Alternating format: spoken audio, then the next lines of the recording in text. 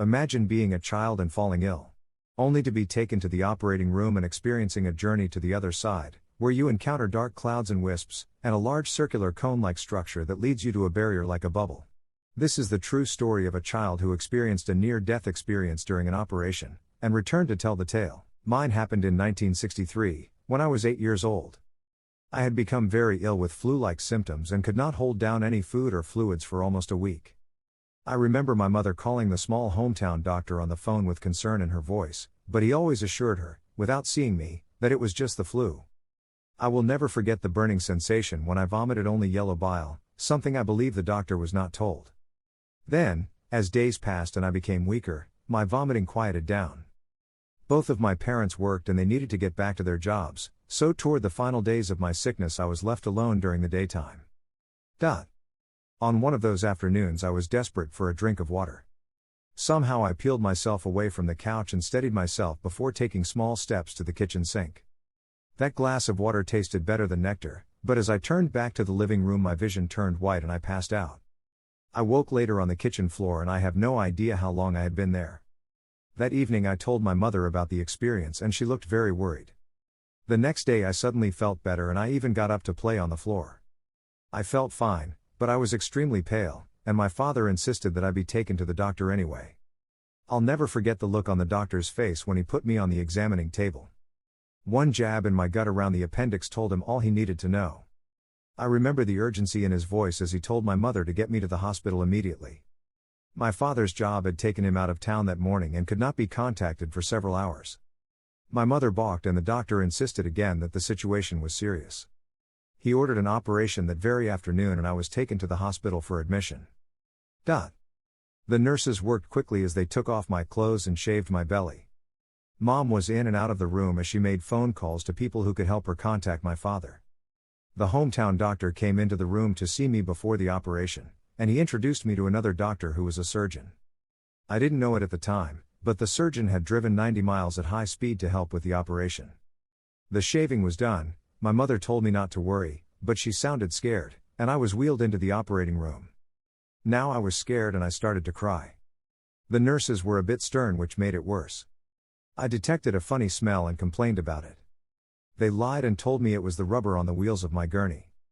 They were preparing to put me out with ether. Soon a mask with a screen was put over my face. Then the screen was covered with a towel, and the ether was poured onto the towel.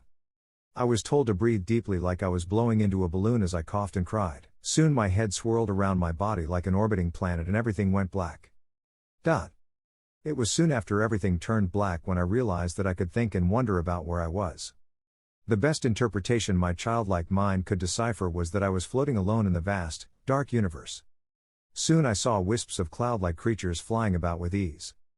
They began to fly past me as they twirled me around. I became frightened and they seemed to fly closer when they noticed my fear. I remember them taunting and giggling as they spun me around. I became so afraid that I cried out in fear, and I asked for it to end. Something then changed as I noticed that I was floating upward and away from the wisps. Again I was alone in the universe as my fear subsided. Soon after I noticed I was floating upward to a large circular, cone-like formation that was dotted with sparkling stars. As I looked upward into it I could see it spinning, and the stars were more concentrated toward the smaller opening at the top.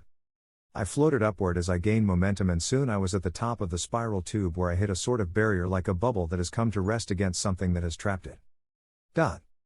I stayed there for a while and felt no need to move about. Then suddenly I felt something tugging on me from the other side of the barrier. I was grabbed by the arm and pulled through the barrier to the other side. I had been pulled through by a young man of about 25 years of age. He was very friendly and seemed surprised to see me. He didn't know who I was, so he asked. I couldn't find my voice, so I just stood there. Then a few other people came around to look at me. They were older people and very kind. They asked who I was, and I said my first and last name, which made them ask more questions. They said we were related, but they wanted to know who my father was. I again said my name, and I told them I was my father's name. Then they seemed to gasp because they knew my father. The older people introduced themselves as my father's grandparents, and they were very gracious, very happy to meet me. The two grandmothers hugged me and made sure I understood that I was in a safe place because I was very confused as to what was happening. They introduced me to the young man who pulled me in. He was my father's cousin who died in the Korean War. As I spent more time in this place, I seemed to gain strength, and I realized that it was warm and comfortable. We were all surrounded in a white light that was very pleasant. I also noticed that we all had a bluish glow about us. They showed me some high-backed chairs that they often would sit in. The chairs looked somewhat like thrones to me. They showed me a chair that would someday be my father's, and then they showed me a chair that they said could be mine if I would sit in it. I sat in it for a moment, but didn't want to get too settled in as I was curious and wanted to look around. Then they showed me generation upon generation of my father's family going back for hundreds of years, and each of the people they showed me was sitting in their chairs. They could be seen going back toward a more intense light like steps of a ladder. The older generation people did not come forward to greet me, and I don't remember if they were able to acknowledge me. However, the more recent generations seemed to at least say hello. At some point during my visit with my father's grandparents told me to wait for a moment because a very special person was coming to greet me. The person they wanted me to meet was an older woman who glowed brighter than the others. She too showed an incredible amount of love and affection for me, but hers was much more intense. This indeed was a very special woman. I was totally enveloped by this woman's love and felt completely at ease, much like an infant who has fallen asleep in the arms of their mother. She told me many things, and I understood that the glowing light was the presence of God. She said that she was His messenger who was assigned to review my life. She had the ability to reach inside my mind and pull out the memories and events of my life, which we reviewed together like a flickering movie. She seemed pleased with what she saw until we came upon an event when I had been extremely angry with my older brother. We watched together as I walked behind and hit him over the head with a baseball bat. Steve cried real hard, and she explained that hurting another like that was never acceptable. I was totally ashamed as she moved on to the rest of the review. When the review was over, this special woman brought me back to my father's grandparents and said that it was time for me to make a decision. I could either stay there with them, or I could go back to finish my life. My two great-grandmothers tried to convince me to stay, and they encouraged me to sit in my chair again, which I did. But soon I was up and about again because I felt unsettled. Then the special woman told me that if I decided to stay, my mother on earth would be very sad. I told them that I loved my mother and I didn't want her to be sad, so I wanted to return.